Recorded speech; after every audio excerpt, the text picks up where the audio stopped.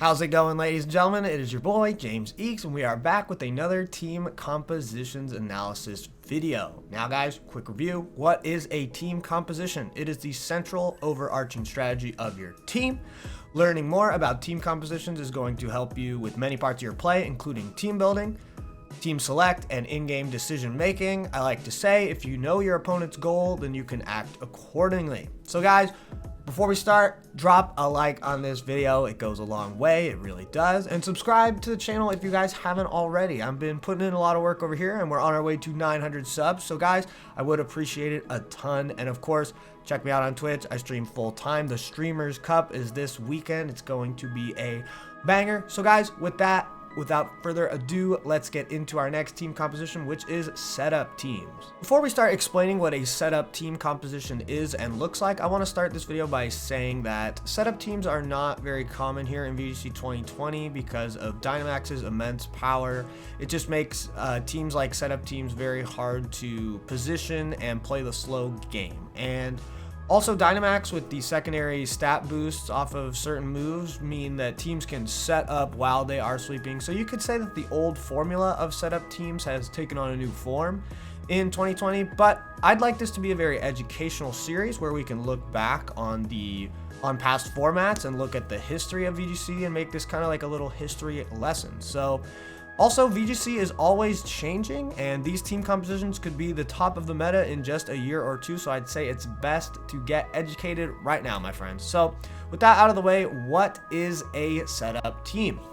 I would define a setup strategy as a team that relies on raising the stats or setting up its heavy hitters, and through support and heavy disruption from its teammates, such as sleep and fake out, it may then sweep the team. So you may be thinking that this sounds very close to hyper offense, but I can assure you guys that it is actually quite different. Hyper offense teams have huge damage output ready through the likes of life orb and choice items, and they don't plan on getting hit. While setup teams are actually quite bulky as they get to divvy up their EVs between damage, bulk, and speed, and then they make up for that missing stat through their setup moves. From the beginning of the game, a setup team is meticulously trying to get into the position to set up and then sweep the enemy team.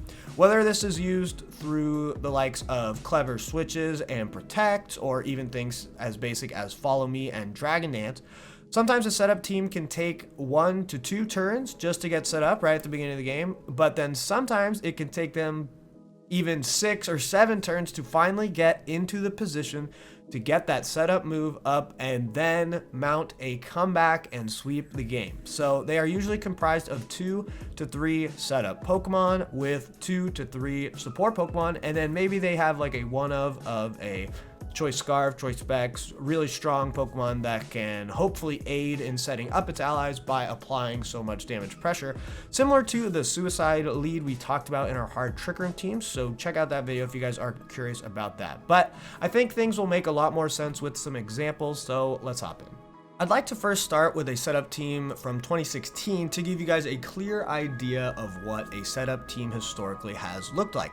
This is Baz Anderson's 2016 World Championships Top 8 team. As you guys can see, there are 2 restricted legendaries on this team. In VGC 2016, you are allowed to have 2 restricted legendaries on your team, and of course, no mythicals. Now, Baz has said in the past that his personal playstyle revolves around setup, redirection, and sleep, and this team is no exception. So our 2 setup sweepers are the 2 legendaries themselves, Power Herb Geomancy Xerneas and Swords Dance Mega Rayquaza.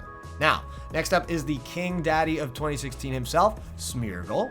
Baz ran a choice Scarf Smeargle with Dark Void, and of course it had Transform, so it could actually support the team, letting them set up, and then perhaps in the late game transform into its own boosted Geomancy Xerneas or even its own Swords Dance up Rayquaza. So very cool. But now I would say it gets pretty basic. We've got Fake Out, Intimidate, Scrafty to help set up. We've got Thunderous with Prankster, Thunderwave, and Taunt.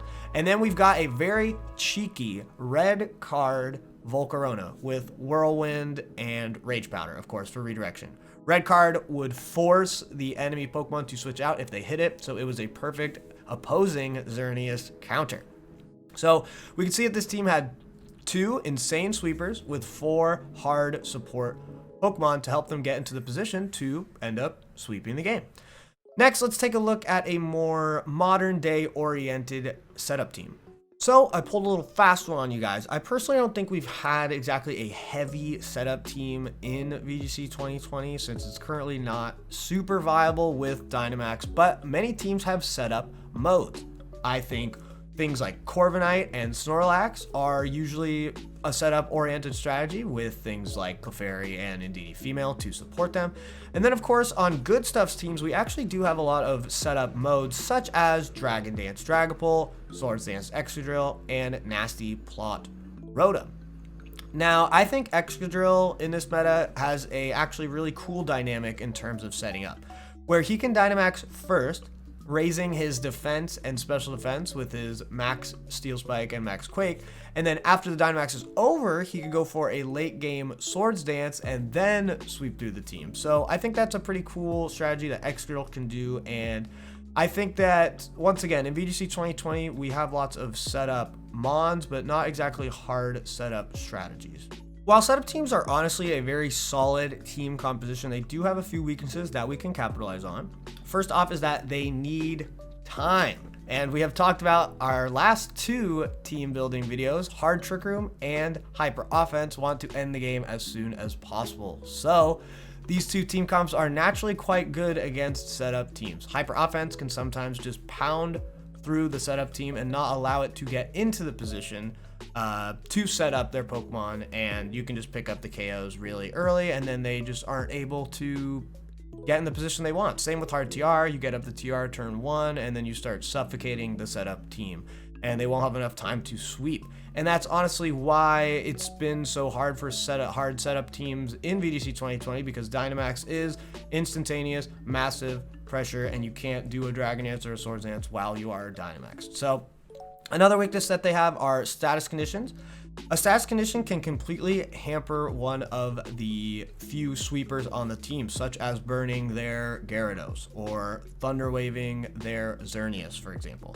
But you guys got to be prepared that heavy setup teams are going to have answers to these things, such as Safeguard or even Lumberries on their sweeping mons. And then finally, I'd say a move that didn't have a ton of usage prior to VGC 2020, but is amazing against stat boosts in general, is Haze. Removing all of the stat boosts from a Pokemon on the field is the worst case scenario for a setup team. So moves like Haze and Clear Smog, for example, have never been more popular because of the max moves secondary effect. So Haze and Clear Smog are a great counter to setup teams. So in conclusion, my friends, setup teams have had a long, rich history in VGC, but with the introduction of Dynamax, they are unfortunately not as common. They are a team that aims to disrupt the opponent and protect their sweepers, allowing them to then set up and then sweep. They do great versus slower, more balanced teams because it gives them more time to set up, but they struggle versus heavy hyper offense teams such as our Trick Room and Hyper Offense.